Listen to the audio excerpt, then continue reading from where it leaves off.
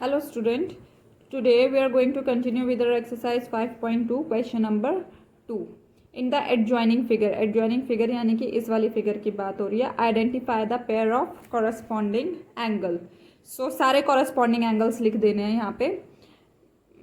ये वाला तुम लोगों का होमवर्क है. हम लोगों ने इससे पिछले वीडियो लेक्चर में तुम लोगों को corresponding angle, alternate interior angle on the same side of the transversal and vertically opposite angle हम सारा कुछ पढ़ चुके हैं.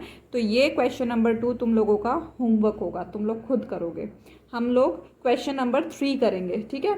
इन the adjoining figure P is parallel to Q. This P is parallel to Q. Find the unknown angle मतलब मेरे को ये E F A B C D ये सारे एंगल्स मुझको निकालने हैं. तो अभी तक हमने जितनी भी प्रॉपर्टीज़ पढ़ी है, corresponding angle, alternate interior angle, co-interior angle, linear pair and vertically opposite angle, सारी की सारी प्रॉपर्टीज़ यूज मतलब कोई सी भी इन सभी प्रॉपर्टीज़ में से कोई सी भी प्रॉपर्टी को हम यहाँ पे यूज़ कर सकते हैं. तो हम लोग ये वाला क्वेश्चन करते हैं, क्वेश्चन नंबर 3. ठीक है. तो इसको मैं यहाँ पे ड्रॉ करती हूँ. Question number 3. तो यहाँ पे इस तरीके से एक लाइन ड्रॉ की गई है. मैं स्केल से ड्रॉ नहीं कर रही हूँ, लेकिन तुम लोग की फिगर एकदम नीट एंड क्लीन होनी चाहिए. ठीक है. कॉपी में पेंसिल से ही ड्रॉ होनी चाहिए और स्केल की हेल्प से ही ड्रॉ होनी चाहिए. तो ये 125 डिग्री और ये हम लोगों का ई और ये एफ और ये A B C and D. ठीक है. ये हम लोगों को एंगल निकालने हैं. And this is line P and this is line Q. तो अभी मेरे को क्या करना है, अब यहाँ पे अगर हम देखा जाए तो ये 125 plus angle F is equals to 180 degree होगा, because this is a straight line and this is the line which is intersecting this straight line. तो this 125 plus F is equals to 180 degree होगा. और वो 180 degree क्यों होगा? क्योंकि linear pair बन रहा है. तो this 125 plus F is equals to 180 degree क्यों है, ये लिखना बहुत ज़रूरी है. ठीक है. क्यों है? लीनियर पेयर है. तो दिस इज लीनियर पेयर. ठीक है. अब ये एंगल एफ मुझे निकालना है. This implies 180 minus 125 degree. तो दिस एंगल, ये एंगल लगा देते हैं. तो this angle F is equals to 55 degree. ठीक है. So this is 55 degree. ठीक है. उसके बाद अभी हम लोग नेक्स्ट क्या निकालते हैं, एंगल एफ एंगल ई के बराबर होगा. अगर देखा जाए तो यहाँ पे एक्स बन रहा है, तो एंगल एफ के ऑपोजिट एंगल ई आ रहा है. एंगल एफ और एंगल ई आपस में इक्वल होंगे, because angle F and angle E are vertically opposite angle. तो angle F is equals to angle E is equals to 55 degree. क्यों होगा? वर्टिकली ऑपोजिट एंगल का जो शॉर्ट फॉर्म होता है वो है V dot O dot A. ठीक है. Vertically opposite angle. अब अगर हम देखा जाए तो ये पैरेलल लाइन से हमें given that P is parallel to Q. ये हम लोगों को गिवन है.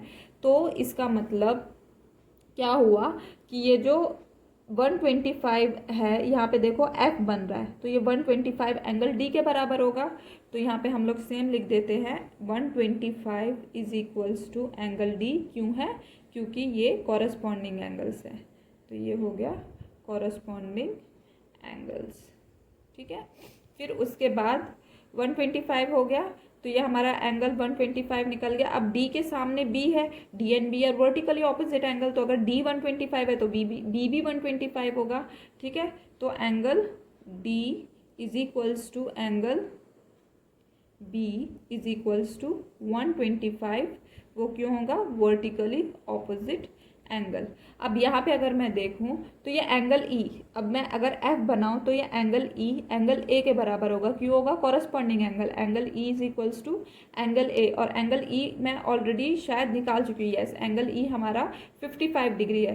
तो angle E is equals to angle A is equals to 55 degree. क्यों होगा? क्योंकि ये कॉरस्पॉन्डिंग एंगल्स है. तो कॉरस्पॉन्डिंग एंगल्स है तो हमारा एंगल ए भी निकल गया. ठीक है, एंगल ए भी निकल गया। अब एंगल ए और angle C vertically opposite angle है, यहाँ पे एक्स बन रहा है, angle A is equals to angle C, तो these are vertically opposite angle, तो angle A is equals to angle C is equals to 55 degree, ये क्या हो गया, वर्टिकली ऑपोजिट एंगल। तो इसी तरीके से हमारे सारे एंगल्स निकल गए हैं। ठीक है, तो सेम चीज़ हमें क्वेश्चन नंबर 4 में करनी है। Find the value of X, ठीक है, for each of the following figure if L is parallel to M. अगर ये एल एम के पैरेलल है तो हमें इस एक्स की वैल्यू निकालनी है। ये मैं तुम लोगों को समझा रही हूँ, तुम लोग ये वाला क्वेश्चन खुद करोगे दोनों के दोनों। मैं सिर्फ यहाँ फटाफट समझा दे रही हूँ, इसका फॉर्मली तरीका नहीं लिख रही हूँ, फॉर्मली वे में तुम खुद लिखोगे। अब देखो यहाँ पे मैं इस एंगल को नाम दे लेती हूँ 1, हम अपनी मर्जी से एंगल का नाम दे सकते हैं। ठीक है, अब देखो ये 110 है और ये एंगल 1 मैंने यहाँ पे कर दिया, तो इसका मतलब एंगल 1 कितना हो गया, 110 डिग्री हो गया। क्यों हो गया, क्योंकि ये वर्टिकली ऑपोजिट एंगल है, तो क्योंकि ये वर्टिकली ऑपोजिट एंगल है। तो अगर ये वर्टिकली ऑपोजिट एंगल है 110, तो ये एंगल 1 प्लस एंगल x कितना हो जाएगा, 180 डिग्री, बिकॉज यहाँ पे c बन रहा है, एंगल 1 प्लस एंगल x क्या हो गया, 180 डिग्री, और angle 1 plus angle x is equals to 180 degree. क्यों, क्योंकि ये को इंटीरियर एंगल्स है। ठीक है, तो इसके बाद एंगल 1 हमने निकाल लिया, एंगल x तुम खुद निकाल सकते हो, तो ये तुम लोगों का होमवर्क है। सेम चीज़ यहाँ पे करनी है, हमारा जो L है वो M के पैरेलल है, बस हमें ये गिवन है कि this L is parallel to M, हमें ये गिवन नहीं है कि ये A और B पैरेलल है, हमें सिर्फ ये गिवन है। तो मतलब हम इसी पे ही प्रॉपर, चलो ये वाला क्वेश्चन करते हैं, 4th का सेकेंड पार्ट करते हैं। क्वेश्चन नंबर 4th का सेकेंड पार्ट।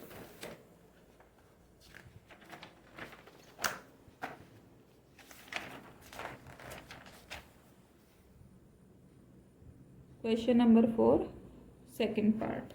तो इसको अगर मैं यहाँ पे ड्रॉ करती हूँ पहले,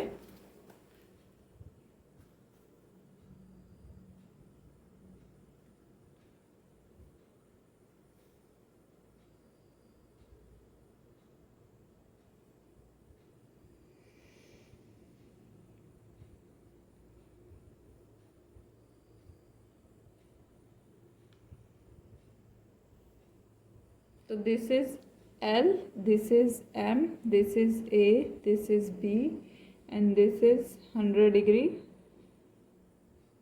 this is X, ठीक है, and this is 80 डिग्री। तो हमें गिवन है कि L is parallel to M। बहुत इजी है, ये 80 कंफ्यूज करने के लिए दिया हुआ है, तो इससे कंफ्यूज होने की ज़रूरत नहीं है। ये L M के पैरेलल है, हमें गिवन है, given that L is parallel to M, ये हम लोगों को गिवन है। तो फिर अब हम क्या करेंगे कि ये हम लोगों को गिवन है कि L M के पैरेलल है, this is parallel to this, तो इसका मतलब ये जो X है, ये अगर मैं देखूँ तो ये F बन रहा है। ठीक है, तो ये 100 किसके बराबर हो गया, X के बराबर हो गया, तो X is equals to 100 degree. क्यों हो गया, क्योंकि ये कॉरस्पॉन्डिंग एंगल्स है, बस। और ये 80 हमें सिर्फ कंफ्यूज करने के लिए दिया हुआ है, इसे कंफ्यूज होने की ज़रूरत नहीं है। तो this is the answer. Okay, now next question number 5। In the given figure arms of two angles are parallel, ये वाले फिगर है। ठीक है, ये फिगर है, इसमें क्या है, जो एंगल्स के आर्म्स है वो पैरेलल है, यानी कि ये AB ये DE के पैरेलल है। ठीक है, और ये जो BC है ये EF के पैरेलल है। और हमें गिवन है इफ़ एंगल ABC, यानी कि अगर ये एंगल 70 डिग्री है तो हमें ढूंढना है then find angle DGC, angle DGC यानी कि ये वाला एंगल ढूंढना है, और एंगल DEF यानी कि DEF यानी कि ये वाला एंगल हम लोगों को ढूंढना है। ठीक है, तो अगर देखा जाए ये वाली लाइन इस वाली लाइन के पैरेलल है, मैं इसको बढ़ा देती हूँ थोड़ा ताकि कंफ्यूजन ना रहे, ये भी बढ़ा देती हूँ और ये भी यहाँ पे इस लाइन को बढ़ा देती हूँ, क्योंकि पैरेलल लाइन्स है, पैरेलल लाइन्स को हम लोग एक्सटेंड कर सकते हैं। ठीक है, मतलब एंगल्स हैं लेकिन मैं समझाने के लिए पीछे एक्सटेंड कर रही हूँ। तो अगर देखा जाए तो ये F बन रहा है, तो अगर ये 70 डिग्री है तो ये भी क्या होगा, 70 डिग्री होगा। तो यहाँ पे हम लिखेंगे angle ABC is equals to angle DGC, angle DGC is equals, ये क्यों है इक्वल, क्योंकि ये कॉरस्पॉन्डिंग एंगल्स है, कॉरस्पॉन्डिंग एंगल्स हैं, ठीक है। इसको मतलब किस तरीके से करेंगे, इसको अगर हम लोग फॉर्मली क्वेश्चन में लिखेंगे, given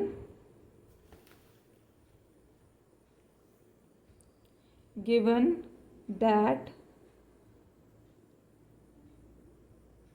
arms of angles are equal, that is हम लोगों को लिखना पड़ेगा AB is parallel to DE and BC is parallel to EF, ठीक है। ये हम लोगों को गिवन है, उसके बाद हमें प्रूफ करना है।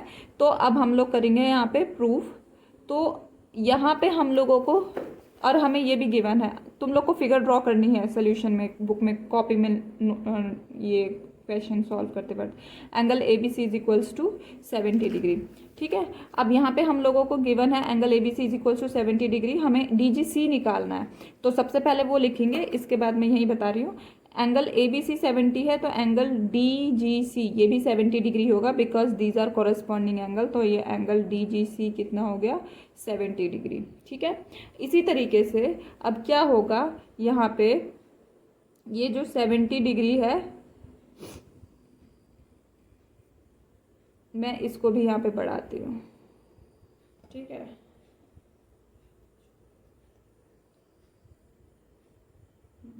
तो यहाँ पे देखो, ये जो BC है ये EF के पैरेलल है। तो अगर देखा जाए यहाँ पे, अगर मैं इस लाइन को पीछे बढ़ा दूँ तो यहाँ पे ये F बन रहा है, ठीक है।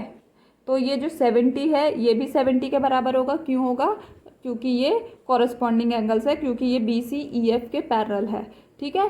तो एंगल, ये वाला angle DGC is equals to angle DEF, क्यों है, क्योंकि ये कॉरस्पॉन्डिंग एंगल। तो angle DGC is equals to angle DEF is equals to 70 degree, क्यों है ये, क्योंकि ये कॉरस्पॉन्डिंग एंगल्स हैं, और ये जो BC है ये EF के हम लोगों को पैरेलल गिवन है, ठीक है। Now the last question of this exercise, in the given figure decide whether L is parallel to M और नॉट। तो इसमें मैं ये फर्स्ट वाला पार्ट करती हूँ। हमें ये दो एंगल दिए हुए हैं, अगर इन दोनों का सम 180 डिग्री आ जाता है तो L M के पैरेलल होगी, नहीं तो नहीं होगी। तो प्लस करके देख लेते हैं, 126 प्लस 44, तो कितना हो रहा है ये 170 डिग्री आ रहा है। तो इज नॉट, ये 126 plus 44 is not is equals to 180 degree, ठीक है। मतलब कि 126 और 144 को इंटीरियर एंगल्स तो हैं, लेकिन उनका सम 180 डिग्री के बराबर नहीं है। तो इसका मतलब L is not parallel to M। तो इसको हम लोग किस तरीके से लिखेंगे, क्वेश्चन नंबर 6 को फिगर बनाना है क्वेश्चन नंबर 6 में भी, ठीक है। तो क्वेश्चन नंबर 6 में हम लिखेंगे सबसे पहले 126 डिग्री प्लस 44 डिग्री, कितना आ रहा है 170 डिग्री, ठीक है। तो ये जो 126 degree plus 44 degree is not equal to 180 degree. तो इसका मतलब ये जो लाइन है, लाइन L इज़ नॉट, इसको लिखते हैं, line L is not parallel to line M, ठीक है। सो इस तरीके से लिखना है। सेम चीज़ बाकी ये सारे पार्ट तुम लोग खुद करोगे, समझ लेते हैं बस। यहाँ पे देखते हैं हम लोग L और M पैरेलल है कि नहीं। तो हम देखते हैं ये क्या बन रहा है, ये तो कुछ नहीं बन पा रहा है। तो इसको हम थोड़ा सा सॉल्व करते हैं। ये तो कोई प्रॉपर्टी नहीं होती। ये 75 है तो ये भी क्या होगा 75 होगा। वर्टिकली ऑपोजिट एंगल कहीं पे भी लग सकता है, ठीक है। तो ये 75 है तो ये भी 75 होगा। उसके लिए लाइन का पैरेलल होना ज़रूरी नहीं है वर्टिकली ऑपोजिट के लिए, एक्स बनना बस ज़रूरी है। तो वो कहीं पे भी बने, तो यहाँ पे एक्स बन रहा है। अगर ये 75 है तो ये 75 है। फिर इन दोनों को प्लस करके देखना कि 180 आ रहा है कि नहीं आ रहा। अगर 180 आ रहा है तो ये पैरेलल लाइंस होंगी। अगर 180 नहीं आ रहा है तो फिर ये पैरेलल लाइंस नहीं होगी। सेम चीज़ यहाँ पे करना है। ये 57 है, हम लोग की डायरेक्ट प्रॉपर्टी नहीं है, तो ये 57 होगा और फिर प्लस करके देखना कि वो 180 आ रहा है कि नहीं आ रहा है। और सेम चीज़ इस वाले क्वेश्चन में होगी। तो ये वाला, इसके तीनों पार्ट तुम लोग के होमवर्क है। तो आज के लिए बस इतना ही। Thank you.